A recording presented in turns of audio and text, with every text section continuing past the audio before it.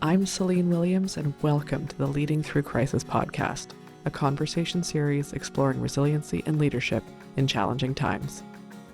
My guest today is Yosi Amram, a distinguished clinical psychologist, a CEO leadership coach, and the author of Spiritually Intelligent Leadership, How to Inspire by Being Inspired. Welcome, Yosi. Thank you. Thank you. I'm delighted to be here with you. I'm excited to have you here with me. So every podcast starts the same way.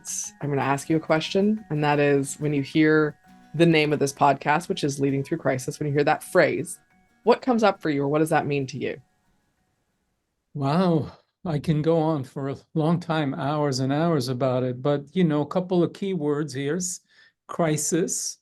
And I think we all deal with crisis. I mean, we deal with personal crisis in our life. I'll talk about one that was very transformative for me.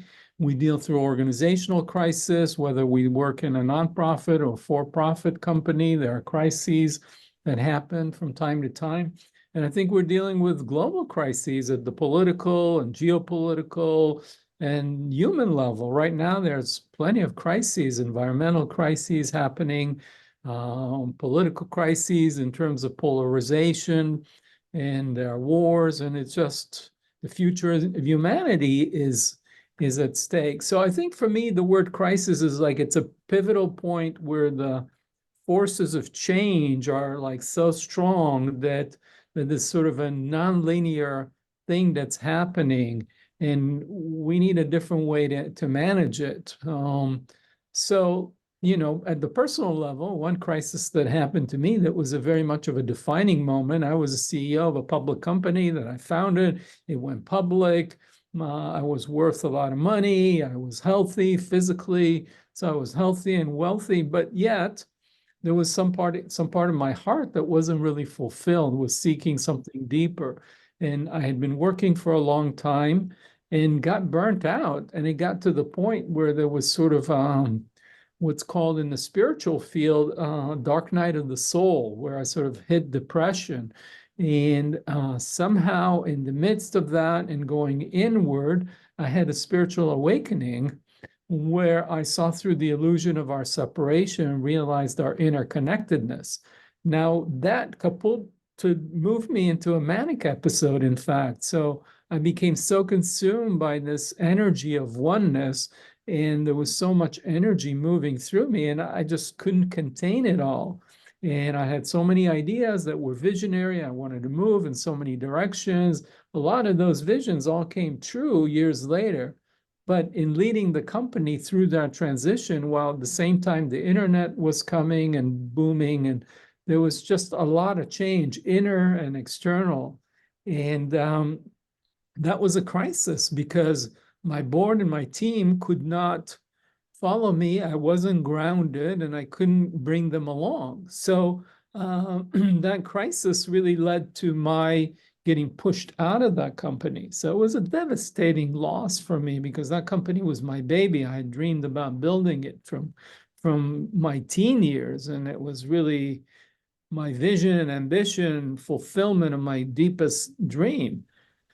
So, that got me to look deeply within myself about, what was that about? Why was it so important? What was the meaning of it? So my life took on a new direction after that. I went back to school to understand what had happened psychologically and spiritually, and that's how I became a clinical psychologist and did all this research around spiritual intelligence. So anyway, the point is that it was a crisis which it was a critical, pivotal moment in my life that changed the whole direction of my life. And it required reorientation of my psyche and my environment and my work and so on.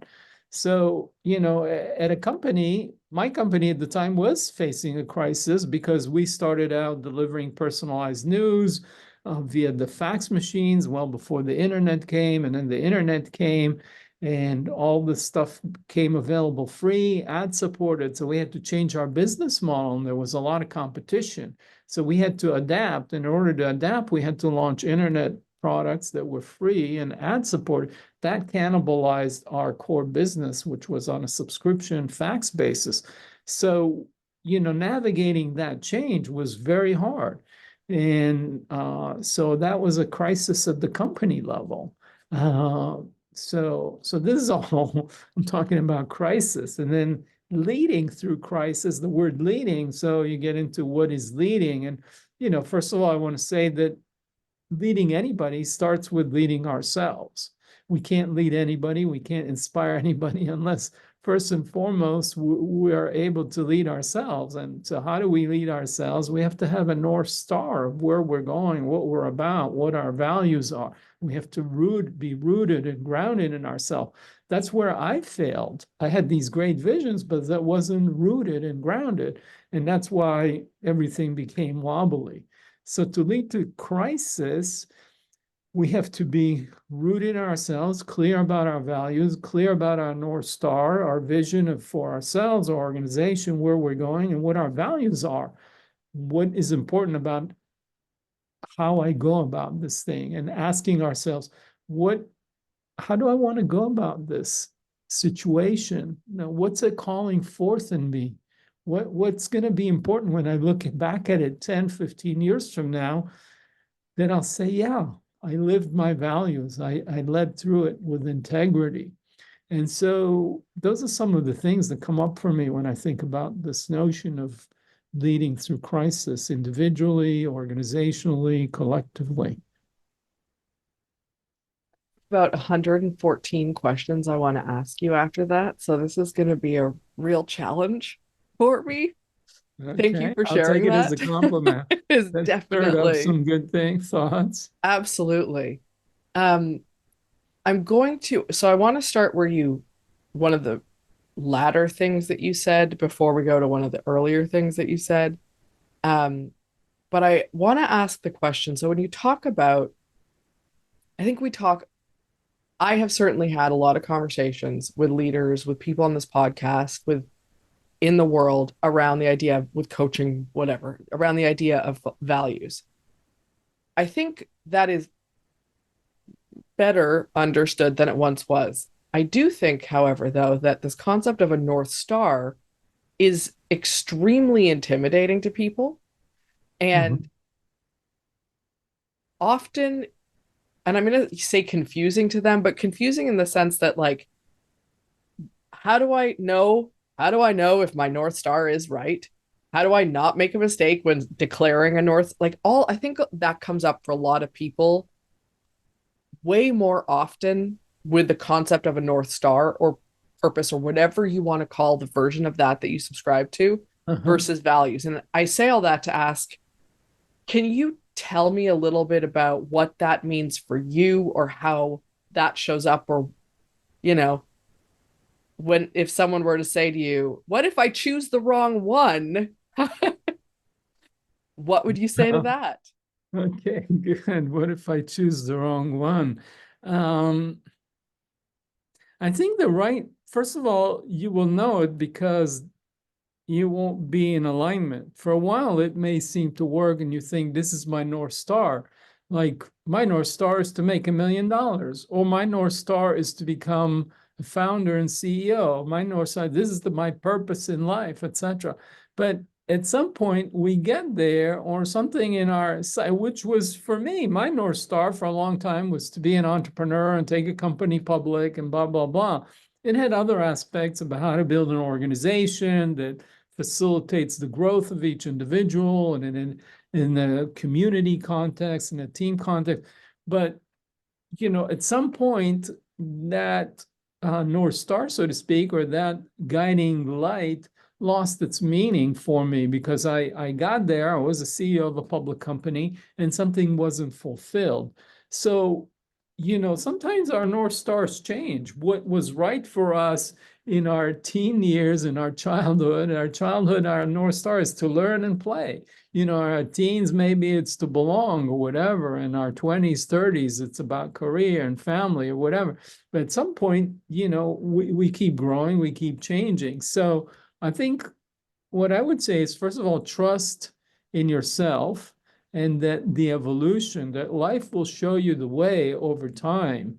And that's one thing I would say. The other thing is, ultimately, we're not really the right North Star, we don't quite choose. It's not, you think about it, what, I mean, you do need to contemplate, but at the end of the day, it feels like a calling. Something calls us that's outside of ourselves. And it has to do with what are my gifts? What has life gifted me in that is my own unique essence? And how can then I actualize those gifts in service of others?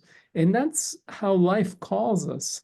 So it's not like you could choose anything. It has to be aligned with your essence, your unique gifts, your superpowers, some people like to call it. And then you feel the call to bring those gifts to fruition to serve others. And yeah, so that's what I can say about that. I love that you, and I'm going to totally own that I agree with this, which is probably why I love it. I'll own it. But I love that you talked about North Stars changing and that it's not, one North Star for life, which has always been a point of contention with me when it comes to values as well. As people are like, your values never change. Well, I don't actually believe that because I think there are stages of life where things that will affect what our values are. And some may be, whether you subscribe to three or five or 10, I think some might be consistent. And I also think it's absolutely likely that if we are growing and changing as a human, our values are likely growing and changing as well. And I think that, which is why I'll fully own that. I love that you talked about a North Star changing and being open to that, because I also think it takes the pressure off the idea that there is a right North Star and people like to be right. They don't want to make a mistake. Yeah, we don't want to marry the right one, but the fact is that we go through multiple relationships. But I'm sorry. No, but it's true. We can't predict the future. We're making the best decisions we can in the moment. That's all we got. That's all we have. Exactly, exactly. But to your other point about the values changes, even if the values might be the same, their priority changes and shifts in different phases of our life. At certain stages, we're going to value productivity, in our 20s and 30s, and we're trying to be productive. We're at the prime of our productivity. At certain stages of life, the value is going to be more inward directed. Am I growing spiritually? Am I evolving? And so on. So we might value both productivity and inner growth and spiritual awakening throughout our life, but the balance is going to change. If you are in your 20s or your 30s and you're a parent, a lot of your energy is going to have to go to your work, your career, family, and children. Family and children may continue to be of value, but when they've flown out the nest or whatever, then that value is still a value, but it's not going to be your primary driving value. So yeah, values, priorities change, different phases of life call forth different qualities, different priorities, and that's just part of the excitement of life. I think Jung said it beautifully. I forget how he worded it, as like, we cannot expect the same thing in the first part of life. It's like, when the sun is rising versus it's setting, it's just different energy. So if we try and live the values that were appropriate for our 20s when we're in our 40s and 50s, it's just gonna not work. We're not gonna be happy. It's gonna feel misaligned. And yes. Yep, I'm with you. I agree. And I think it's one of the challenges that a lot of people face. And I will say, maybe especially in North America, maybe it's English speaking countries, I'm not sure. But I hear it a lot, which is it's like we've been fed this idea of longevity being the thing that matters most. If you work for the same company for 25 years, if people see you the same way they did when you were a teenager, if you're with the same person that you dated when you were 16 years old, like whatever the idea is, this idea of you pick a career, you stick to it for 40 years. People have been fed this idea that longevity is the greatest indication of success. And that is so counter to change and stages of life and evolution of the way we think or see things. And I think it's really important that we acknowledge that. And I love that you've talked about that in all the ways that, yeah, things will reprioritize and change. Yeah, and Because we grow. That's the point, is we're like key words are we're evolving. And all the research now. So one of the things I noticed, Nadelia, the CEO of Microsoft, got him to be the highest market cap company in the world. And one of the things this article at Inc. magazine was talking about is that he changed the culture from being right to the focus on being right to growth and learning from mistakes. And that's a huge shift in our psyche. People that are growth oriented tend to be happier and more fulfilled, and they naturally grow, because that's what, if we're focused on quote unquote being right, then we contract. We're afraid to be wrong. There's no, we can make mistakes, we can be wrong, and every one of those is an opportunity for learning and growth. So if we're focused on evolution and growth, then life is much more of an adventure and fun, because every mistake, every failure, so to speak, every time we fall down, we fall forward, we fall upward. It uplifts us through our learning, our growth, our evolution. And so when we understand we're here to evolve and grow, it just shifts the whole way we hold our life and the decisions that we make, and we are less driven by fear, because if we're focused on making everything right and being right, then we're afraid to make a mistake, we're afraid to fail. Whereas otherwise, it's just like, no, I make the best choice I can for what's now, and I may be proven wrong, and I'll learn and grow and evolve through it. And that's part of the adventure. absolutely, it is part of the adventure. I appreciate you saying that. Um, excuse me. So now I want to go back to something that you said at the beginning, more or closer to the beginning of when you were talking about your lens on leading through crisis. And you talked about having a spiritual awakening and the crises that led to that for you.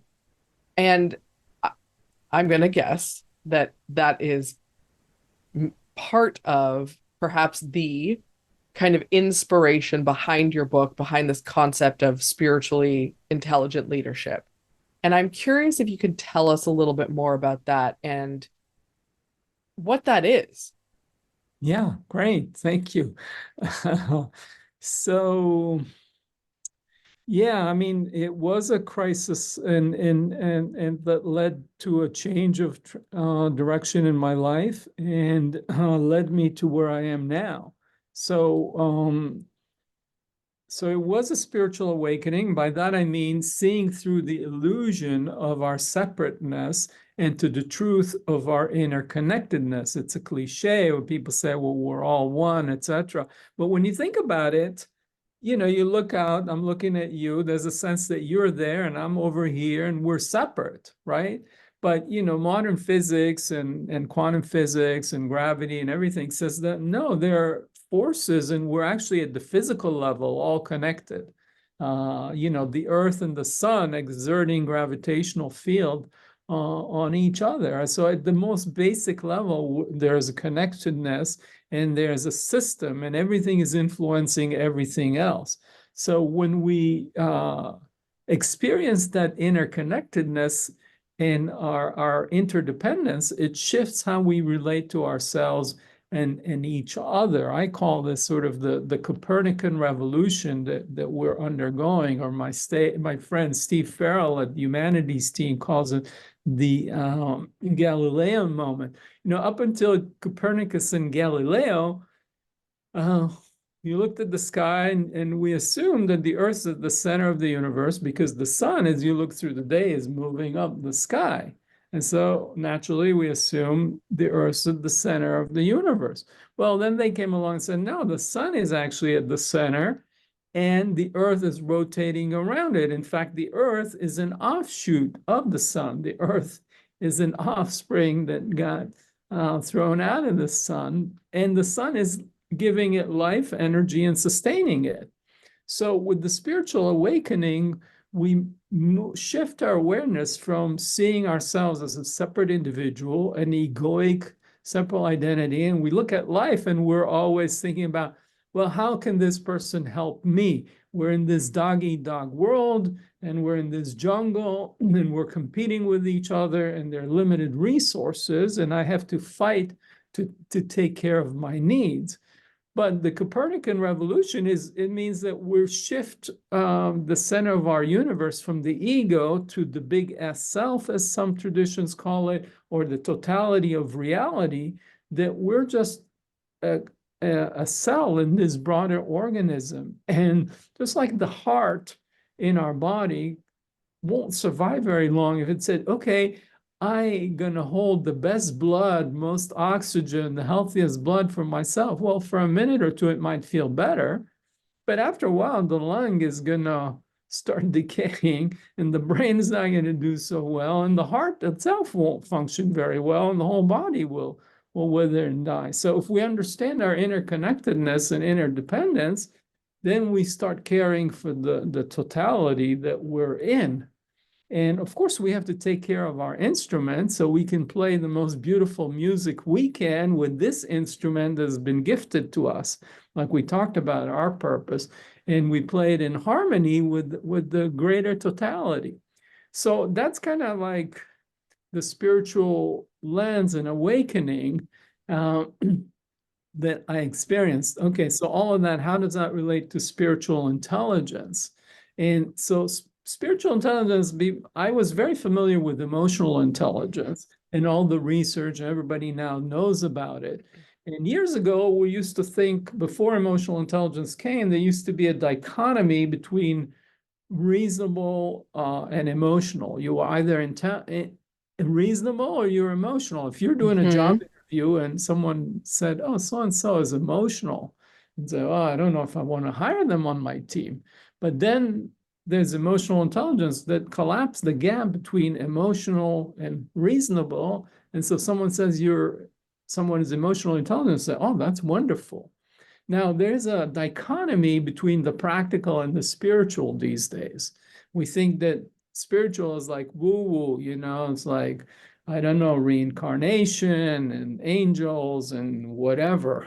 So it seems ungrounded, unpractical. But what spiritual intelligence says, and this is what came through my research, is there are qualities that have been hailed by all the world's spiritual traditions that are considered virtues. And these are purpose and service and compassion and gratitude and integrity and humility and so on. So regardless of your belief, and some of my clients are atheists, and they still can develop their spiritual intelligence because they can practice gratitude, they can practice joy, they can have a greater sense of purpose, they can live in integrity, they can bring in their presence. And all of those qualities support our well-being and our effectiveness as leaders. So my research has shown that leaders with higher spiritual intelligence lead teams with more commitment, higher morale, lower turnover. Other research since has shown that those leaders produce better financial results for their organization.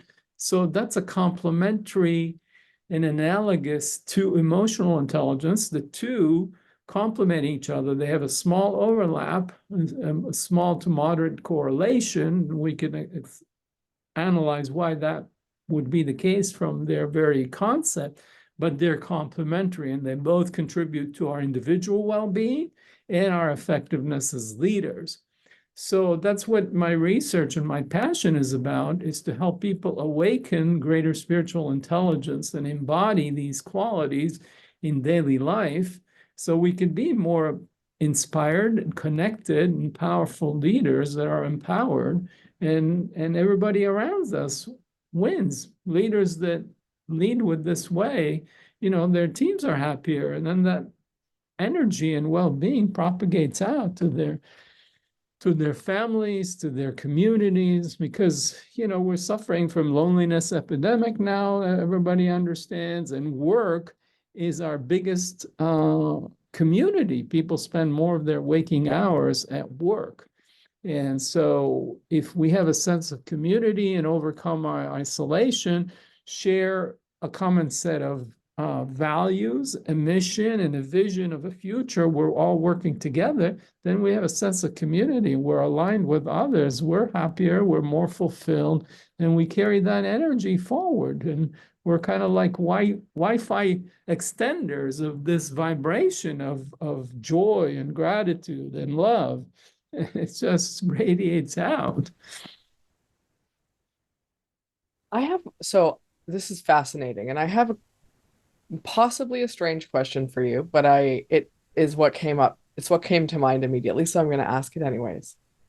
I suspect that there are a lot of people who would hear the idea of spiritual intelligence and spiritually intelligent leadership and, might be half listening to this and would say, "Oh, I'm religious. I don't this doesn't I'm Christian, I'm whatever their Muslim, whatever their religion is. Mhm.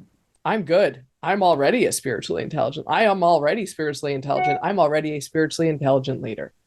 Uh-huh. And I say with great confidence that there are many people who would consider themselves religious in whatever their religion who probably do not fall under the category of spiritual intelligence.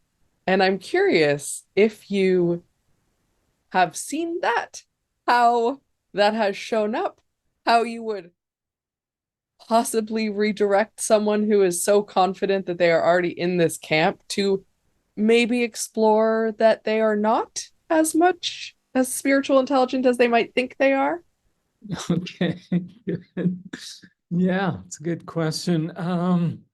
Well, first, let me clarify that spiritual intelligence, like any other form of intelligence, is a multidimensional construct. When we say someone has a high IQ, well, what does that mean? IQ consists of many forms of intelligence. It's verbal comprehension. It's the ability to write well. It's mathematical reasoning, it's logical reasoning, it's spatial reasoning, it's processing speed. So, IQ is a composite of many things, and most people, have a verbal IQ and a mathematical logical IQ, etc.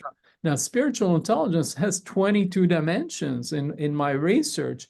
So someone may very well be coming from a religious orientation, may have deep spiritual intelligence qualities around certain dimensions. They might have they practice forgiveness, they practice compassion, they speak the truth, they try to live with integrity, whatever it is.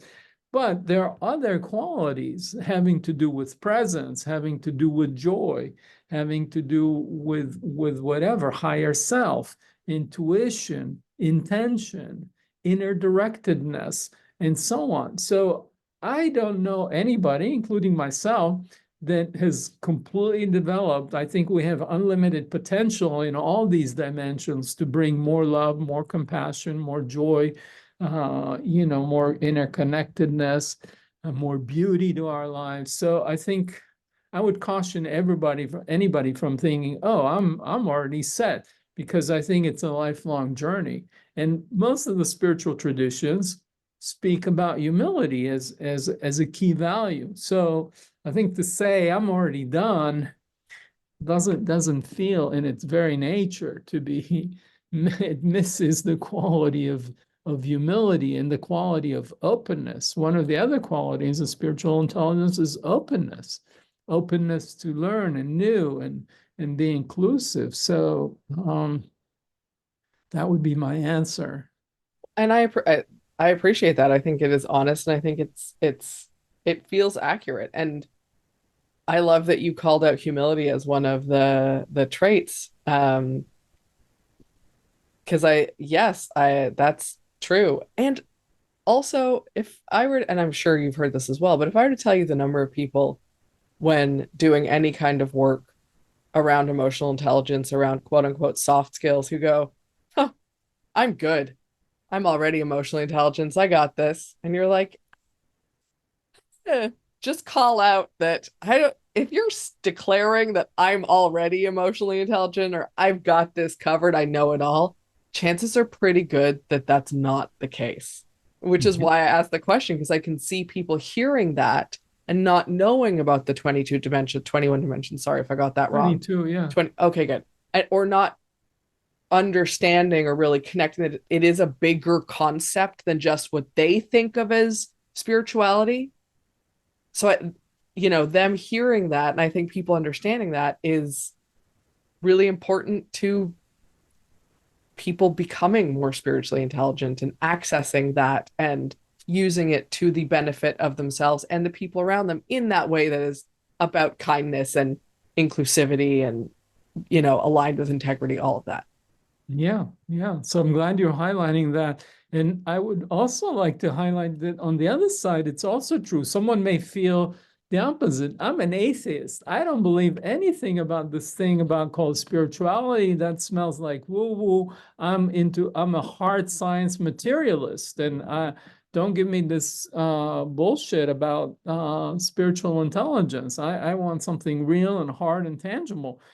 And my response to that is that you could be an atheist. You don't have to believe in anything. But, when you have a sense of purpose, you're more powerful. When you embody gratitude, your connections and leadership is going to be improved.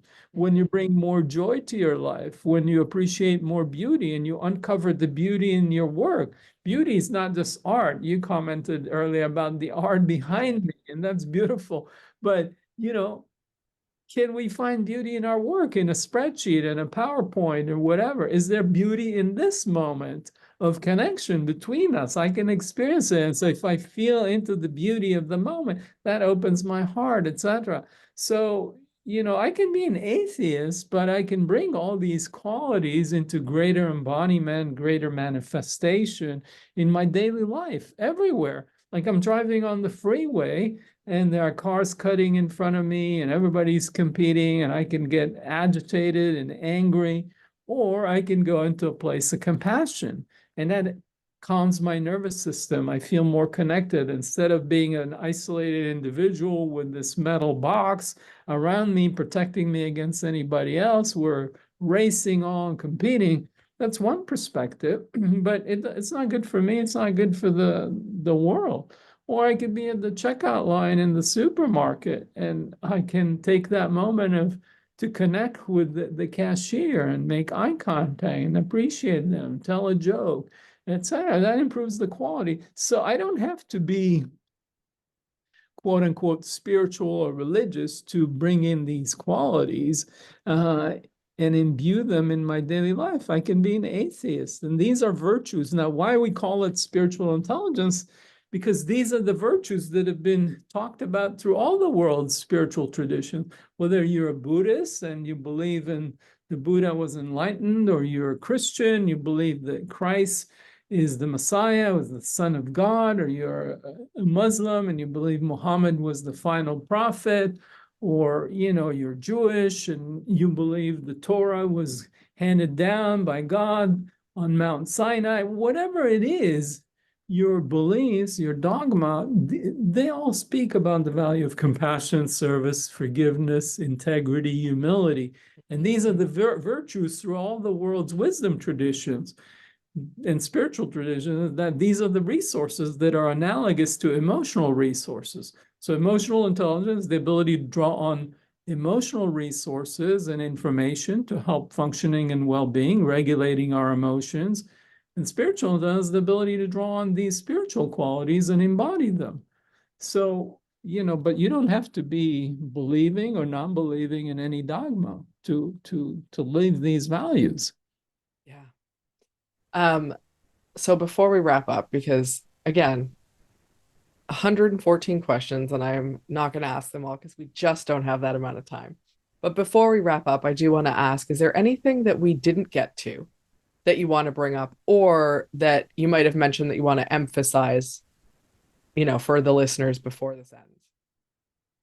Yeah, so I think one thing that we haven't talked about that is important is how do we activate these energy? How do we get inspired? And if you do come from a particular religious, spiritual orientation, and you probably have a pathway that that you connect to, whether it's Christ or I don't know whatever it is. But what if you're not? And the one thing I think that we all have is our unique, authentic essence and spark and force of life.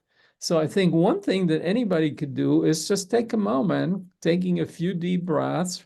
Could do that together right now, feeling the rise and fall of our belly and the chest for a few deep breaths. So, the breath is the breath of life, as they say. And the word spiritual comes from Latin spirit, which is the animating breath. So we can feel our life force through our breath. The other place we can feel our life force is through the pulsating flow of the blood through our hearts and our veins and arteries. So when we connect to our breath, to our pulse, and feel our feet and connected to the ground, the support of Mother Earth, all of a sudden we're more rooted in ourselves. We're rooted in our force of life. And I don't know what you notice, but there's a deeper solidity and groundedness and power. And we're calmer, we're more grounded. And from there, as we start to root ourselves in this experience in connection to the power of our life force and our sacred spark of life, that we can start to feel this energy, this power, this inspiration that starts to transform our life, and these qualities of spiritual intelligence start to naturally emerge. I love that. Yeah. Thank you for sharing that. Um, Thank you for taking the time to chat with me today and sharing all of this wisdom with the audience and with me. And I hope to have you on again at some point. This is a very interesting conversation.